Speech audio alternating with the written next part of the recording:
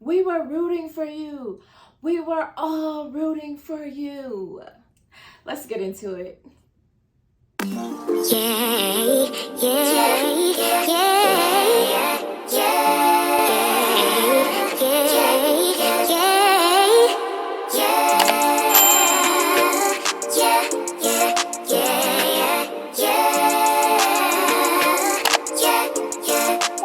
Kristen, we were all rooting for you. Girl, you were not supposed to give up the panties. No, sis.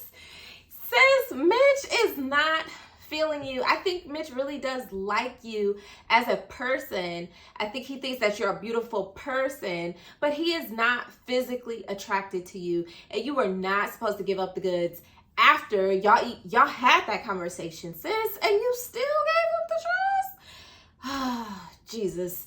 Anywho, well, the draws are gone. He got them. And he's just sitting over there like, oh yeah, I'm still a guy at the end of the day. I can still get it talking. Oh, he made me, shut up.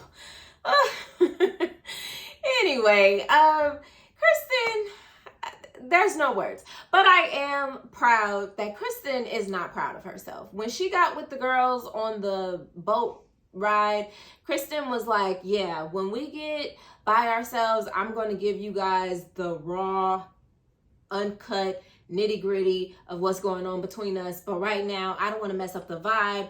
I want everybody to enjoy themselves. I really appreciated that. I think everybody here has like a real grown sense about them. Everybody's pretty good with that. So Kristen didn't want to mess up the vibe, so she did not tell everybody what was going on.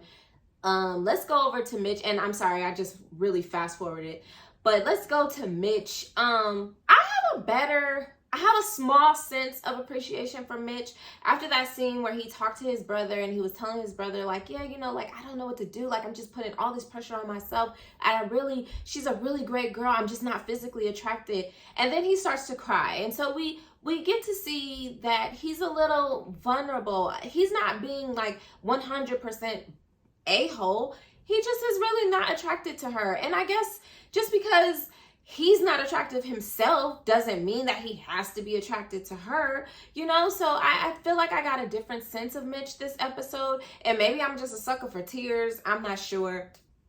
But I'm not too mad at Mitch anymore. But I am mad that Kristen gave up the draws. But like I said, I think that she has a heavy foot and she will put her foot down. And given that she talked to him and told him, like, if we not having sex, if you're not saying I love you, things are not going in that direction, I will ask for a divorce. I'm glad that she's going to put her foot down. Just exactly what I thought about her. That's exactly who she is.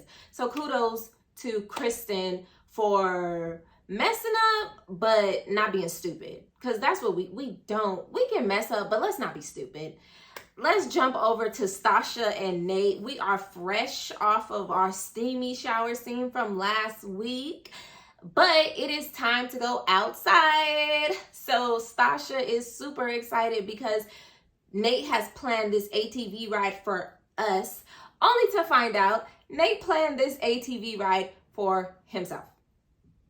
This scene was absolutely hilarious.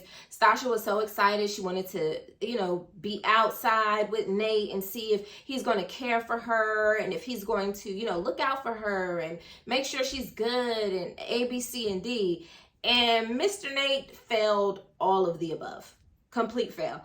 Nate gets out on the ATV. He throws his helmet on. He throws his mask on. He over there popping selfies. And she's still standing over there trying to figure out what's going on. How do I do this? Nate, you failed, bro.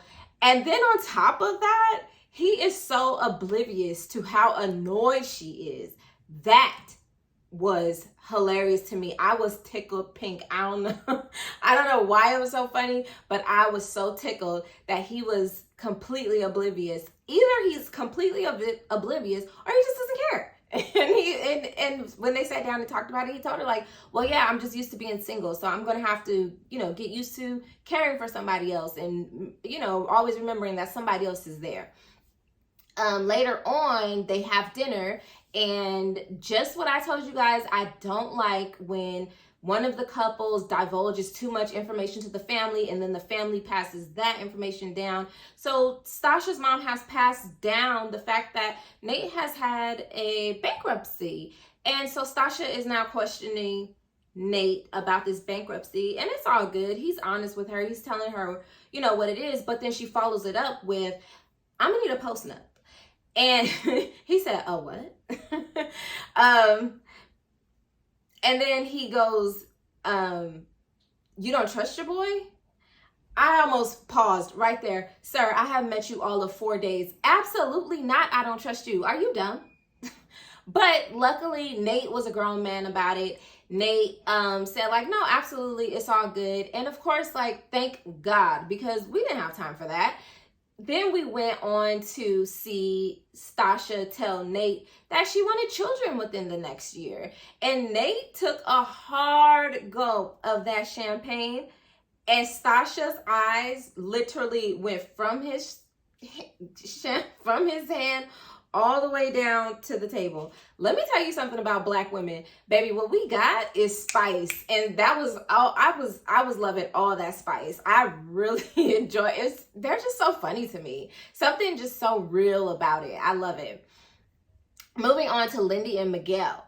Lindy, now I think we can understand why Lindy is a little, you know, reluctant to give up the draws, and I hate to say Lindy is reluctant to give up the draws, and rightfully so. Now that we know what Miguel is on, Miguel is, you know, they are both in a very good place where they're being extremely honest and extremely vulnerable with what they've gone through in their past and their past family relationships. However, like Lindy said, it does come off a little callous and a little harsh when Miguel says, I'm not sure if I'm going to be able to love you. Like, I'm not sure. I don't believe in choosing people to love. I believe it's a feeling. And that's kind of harsh for Lindy. And so Lindy is not giving up the draws. And good for her. Save yourself. Keep that peace within yourself, because you don't want them problems. I'm kudos to Lindy. We love Lindy. Lindy just does all the right things. We love her. Moving on to our little bunny rabbits. I call Ben and Morgan my little bunny, because they're so cute. Right now, they're just so after each other. It seems like there's a lot of sexual tension between those two. And Morgan, she might as well be like, listen, pull it out. Go on and let me see. I want it. The way Morgan and Ben, I think they're going to have a good time when it's time to have a good time. Lastly, there is Alexis and Justin.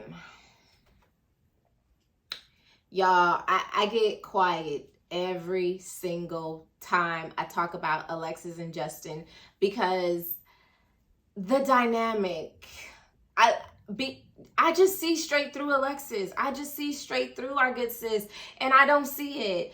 And then Justin, he's sitting up there. So Justin tells Alexis that he loves her, and he loved her since he saw her at the altar, and she laughs in his face, and he cries. That made me so mad. I was so mad that he started crying. I was so mad. I'm like, why are you crying? You met her 4 days ago. She don't love you already. And honestly, you don't love her already. I am with Nate. You're just impressed by her. You're lusting for her. And if our girl Alexis tells somebody else that her man is celibate, I am going to fall out on the floor. This girl will not let nobody forget that he is celibate, okay? Anywho, if you guys got anything from this episode, go ahead and drop it in the comments. Let's make a conversation out of it. In the meantime, like and subscribe, and I'll see you guys next week.